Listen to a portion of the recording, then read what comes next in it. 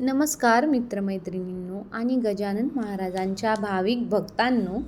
तर मी आज तुम्हाला निगेटिव्ह एनर्जी आणि पॉझिटिव्ह एनर्जीबद्दल मी तुम्हाला सांगते. आणि जर तुम्ही देवाला मानत असाल तर तुम्हाला ह्या गोष्टी मानाव्याच लागतात.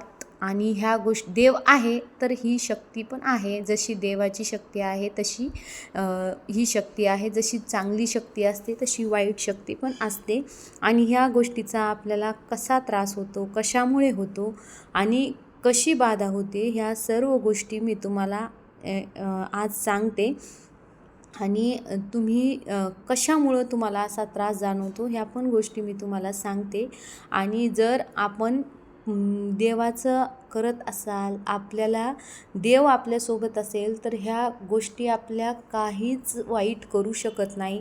हे तर तुम्ही माझ्या अनुभवातून शिकलातच. पण याच्यापासून सावध कसं राहायचं आणि ह्या गोष्टीचं आपल्याला कसा त्रास जाणवतो आणि त्याचे काय काय तुम्हाला जे सिम्पटम्स दिसतात ते पण मी तुम्हाला आजच्या व्हिडिओमध्ये सांगते.